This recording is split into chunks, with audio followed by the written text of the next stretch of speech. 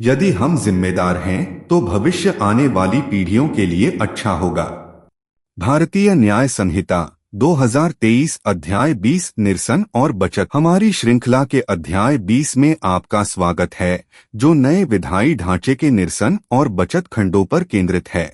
धारा 358 निरसन और संक्रमण प्रावधान। यह खंड पुराने भारतीय दंड संहिता से नए कानूनी ढांचे में परिवर्तन से संबंधित है, जिससे कानूनी प्रक्रिया में सुचारू बदलाव और निरंतरता सुनिश्चित होती है। यहाँ वह है जो आपको जानना आवश्यक है। भारतीय दंड संहिता का निरसन। भारतीय दंड संहिता, जो हमारी आपराधिक न्याय प्रणाली की रीढ़ है, आधिकारिक तौर पर निरस्त कर दी गई है। यह हमारे कानूनी परिदृश्य में एक महत्वपूर्ण बदलाव का प्रतीक है, जो कानून के एक नए युग का मार्ग प्रशस्त करता है। पिछले परिचालनों की सुरक्षा। निरसन के बावजूद यह समझना महत्वपूर्ण है कि पुरानी संहिता के तहत पिछले संचालन अप्रभावित रहेंगे। पुरानी संहिता के प्रभावी रहने के दौरान की गई कोई भी कार्रवाई या घटनाएं अभी भी मान्य हैं। इसका मतलब है कि पिछला संचालन निरस्त संहिता के तहत विधिवत किया गया या भुगता गया कोई भी कार्य अपनी वैधता बरकरार रखता है। अधिकार और दायित्व। पुराने कोड के तहत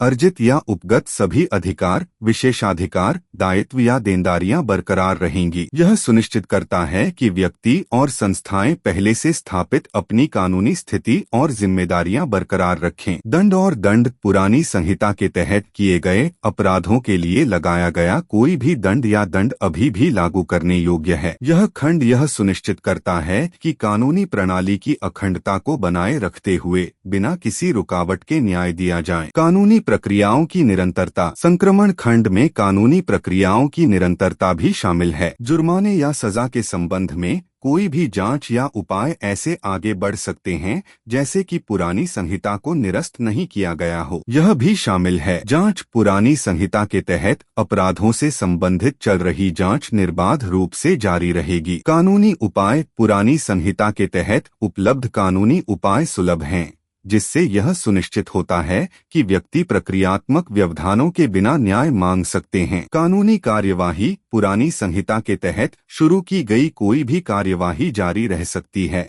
लागू की जा सकती है और जुर्माना लगाया जा सकता है, जैसे कि पुरानी संहिता अभी भी प्रभावी थी। यह प्रावधान न्यायिक निरंतरता बनाए रखने और कानून के शासन को कायम रखने के लिए महत्वपूर्ण है। पिछली कार्रवाइयों की पहचान। पुरानी संहिता के तहत की गई कार्रवाइयों को नई संहिता के संबंधित प्रावधानों के तहत मान्यता दी जाती है और वैध माना जाता है। यह कानूनी मान्यता यह सुनिश्चित करती है कि पिछले कार्य परिवर्तन द्वारा अमान्य न हो, एक स्थिर और पूर्वानुमानित कानूनी वातावरण प्रदान करता है। सामान्य खंड अधिनियम 1897 का सामान्य अनुप्रयोग। उपअनुभागों में संबोधित विशिष्ट मामले सामान्य खंड अधिनियम 1897 की धारा 6 के सामान्य अनुप्रयोग को सीमित नहीं करते हैं। इसका मतलब यह है कि निरसन के प्रभावों के संबंध में सामान्य सिद्धांत अभी भी लागू हैं। सामान्य धारा अधिनियम यह सुनिश्चित करता है कि निरसन कानूनी दायित्वों और अधिकारों की निरंतरता को बनाए रखते हुए कानूनी शून्यता पैदा नहीं करता है। अंत में धारा 358 यह सुनिश्चित करती है